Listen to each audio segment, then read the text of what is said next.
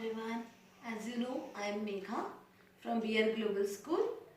आज हम स्टार्ट करेंगे क्लास 9 का topic the French revolution history में।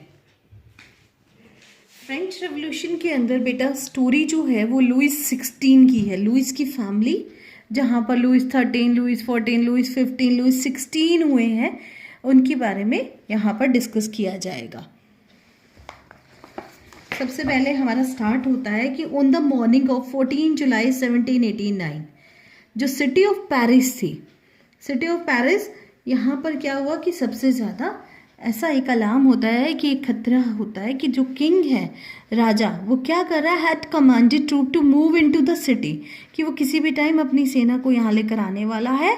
रूमर स्प्रेड, ये क्या हुआ था, सिर्फ रूमर्स फैला था, that he would soon order the army to open fire upon the citizen, कि अभी सभी नागरिकों पे वो क्या करवाने वाला है, open fire. Some 7,000 men and women gather in front of the town hall. सभी लोग इकट्ठे होते हैं to decide to form a people's militia, कि हम सब खुद मिलकर अपनी एक मिलिट्री फॉर्म करेंगे। They broke into a number of government buildings in search of arms, हथियार ढूंढने के लिए वो क्या करते हैं, गवर्नमेंट की बिल्डिंग्स को तोड़ना स्टार्ट करते हैं। Finally a group of several hundred peoples march the eastern part of the city. अब वो इस तरफ पहुंचते हैं ईस्टर्न पार्ट में, and storm the forest prison the Bastille. Bastille क्या थी बेटा, वहाँ की जेल थी, जेल का नाम बस्टाइल था। वहाँ पर उस जेल के पास पहुंचते हैं और उसको जल्दी से तोड़ना शुरू कर देते। Where they hope to find hoarded ammunition, वो क्या सोच रहे थे कि हम लोग जल्दी से क्या करेंगे, यहाँ पर हमें कुछ गोला बारूद मिल जाएंगे। In the armed fight that follow the commander of the Bastille was killed, और ये क्या करते हैं, वहाँ के जो कमांडर था बस्टाइल का उसको भी मार देते हैं। एंड द प्रिजनर रिलीज्ड, और ये वहाँ से जितने भी कैदी होते हैं उनको छुड़वा लेते हैं। Through there were only 7 of them, yet the Bastille was hated by all. लोग जो थे वो नफरत करते थे। अब नफरत क्यों करते थे वो राजा से, क्योंकि राजा जो था उसका सारा ध्यान सिर्फ अपनी रानी में था, और रानी ऐसी थी जो डिसीजन जो देती थी वो बिल्कुल गलत देती थी, जो कभी भी राजा के लिए सही डिसीजन नहीं था। The fortress was demolished and its stone fragment was sold in the market to all those who wished to keep a souvenir of its destruction. कुछ लोगों ने क्या किया कि वहाँ के जो स्टोन थे उनको मार्केट में बेच दिया, और कुछ लोग जो उन्हें अपने पास रखना चाहते थे उन्होंने उसे अपने पास रखा। The days that followed saw more rioting both in Paris and the countryside, बहुत से दंगे भड़कने लगे। जब भी कभी ऐसा टाइम आता है तो इस टाइम में क्या होता है, लोगों के लिए खाने की प्रॉब्लम सबसे ज़्यादा बढ़ती है। Most people were protecting against the high price of bread, कि लोगों के लिए ब्रेड का मतलब यहाँ से बेटा पाव रोटी है, कि उसके लिए और भी दाम बढ़ गए। Much later when historians look back upon this time they saw it was the beginning of a chain of events that ultimately led to the execution, कि किस तरह से राजा के लिए प्रॉब्लम्स आई, ये कैसे हुआ और कब हुआ। French society during the late 18th century, कैसी थी फ्रेंच सोसाइटी जब यहाँ पर 18th सेंचुरी की बात करें। इन 1774 लुइस 16, अब 1774 में लुइस 16 क्या हुआ, राजा बना। लुइस 16 बर्बन फैमिली से था। ही वॉज 20 years old, जब वो 20 साल का था तो उसकी शादी हुई ऑस्ट्रियन प्रिंसेस जो मैरी एंटोनेट हैं उनसे। Upon his accession the new king found an empty treasury, जब वो राजा बना तो उसने क्या देखा कि जो ट्रेजरी यानी जो खजाना है वो सारा क्या है, एम्प्टी है।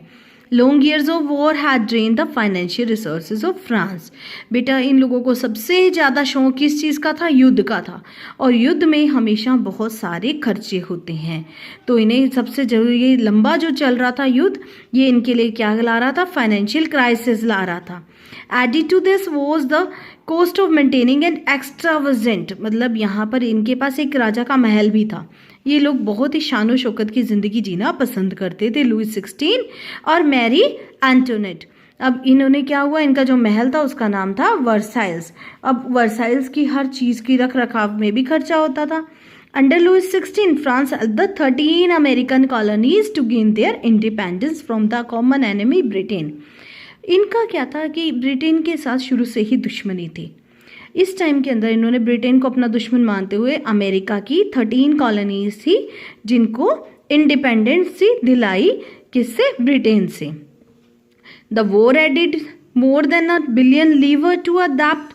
डेप्ट होता कि और कर्जे के नीचे आ गए, लीवर क्या था? वहां की करेंसी थी।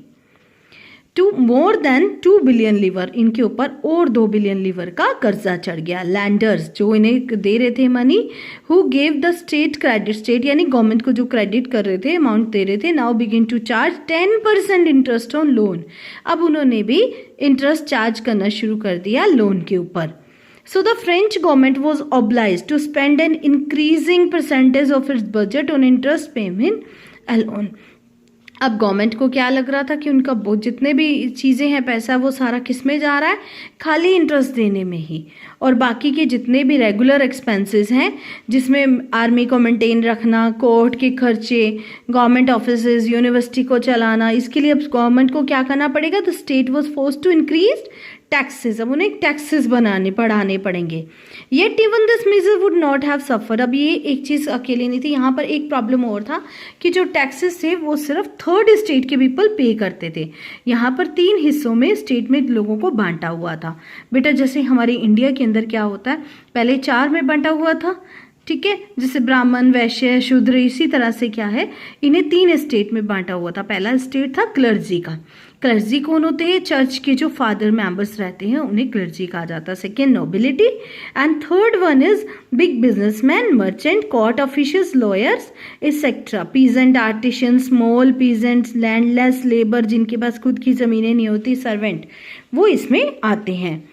Figure 2 shows how the system of state in French society was organized. कैसे ऑर्गेनाइज थी सोसाइटी? यहाँ पर जो पीजेंट है बेटा, 90% जो पॉपुलेशन में पीजेंट थे, उनसे कि उनके पास क्या था? खुद की ज़मीनें नहीं थी, वो दूसरों की ही ज़मीनों पर काम करते थे। About 60% of land were own by nobles. वो किसकी थी?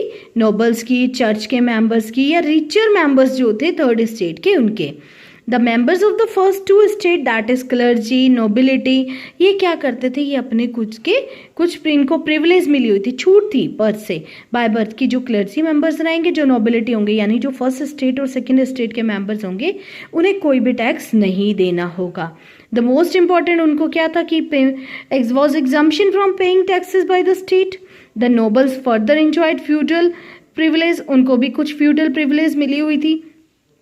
These included feudal dues, which was extracted from the peasant. लेकिन जो बेचारे पीजेंट थे, उनको किसी भी सर्विस से बचा नहीं हुए थे। उनको क्या करना पड़ता था? बहुत सारा फ्री में काम करना पड़ता था। To work in the house and field, to serve in the army, और to participating in the building roads. जो रोड्स बनती थी उसमें भी उन्हें काम करना होता था। The church too extracted share of taxes. Church क्या करती थी? अपने कुछ टैक्सेस लगाती थी पीजेंट से, वो उसको क्या कहा जाता था? टीचेस। और finally all members of third state had to pay taxes. जितने भी थर्ड स्टेट के मेंबर थे उन्हें ही टैक्स देना होता था। जैसे मैं आपको ऑलरेडी बता चुकी हूँ कि फर्स्ट स्टेट और सेकेंड स्टेट के पास प्रिविलेज थी कि उन्हें कोई भी टैक्स नहीं भरना होता। This include a direct tax. कुछ गवर्नमेंट अपने टैक्स लगाती थी जिसे टैले कहा जाता था। इस तरह से कुछ इनकी जो डेली एवरीडे कंजम्पशन, यानी डेली की जो कंजम्पशन की चीज़ें होती है, लाइक सॉल्ट, तंबाकू, इसके ऊपर भी इन्हें टैक्सेस देने पड़ते थे, जिसकी वजह से इनके ऊपर बहुत सा बर्डन फाइनेंशियल एक्टिविटीज़ के ऊपर इनके लिए थर्ड स्टेट के ऊपर खास करके बना हुआ था। हमारा नेक्स्ट टॉपिक है 1.1 द स्ट्रगल टू सर्वाइव। अब यहाँ पर क्या हुआ कि पॉपुलेशन जो थी फ्रांस की वो एकदम से बढ़ी। वो 23 मिलियन थी पॉपुलेशन 1715 में, और 1789 में वो 28 मिलियन हो गई। पॉपुलेशन बढ़ेगी तो नेचुरली हमें फूड ज़्यादा चाहिए। इसकी this led to a rapid increase in the demand of food grain. Food grain के लिए क्या होगा? Production of grains could not keep pace with the demand. जो प्रोडक्शन थी ग्रेन्स की, वो डिमांड के साथ कॉप अप नहीं कर पा रही थी। और प्राइस ऑफ ब्रेड डेफिनेटली वो भी बढ़ेगा, तो ये क्योंकि इनकी स्टैपल डाइट थी। Most workers were employed as a labourers. जितने भी वर्कर्स थे वो एज अ लेबरर्स काम कर रहे थे वर्कशॉप्स में। Whose owner fix their wages. जिनकी उनकी वेजेस थी वो बहुत कम थी। जैसे जैसे कीमतें बढ़ी, राइजेस हुआ प्राइजेस के अंदर, वैसे ही उनकी वेजेस नहीं बढ़ाई गई थी। सो द गैप था between the poor and the rich widened, वो और बढ़ गया। Things became Wars. जो कंडीशंस थी वो और बुरी हो गई किस टाइम पर, जब वेन एवर ड्रॉट और हेल होता ओलावृष्टि होना, रेड्यूस द हार्वेस्ट, वो हार्वेस्ट को और करता था।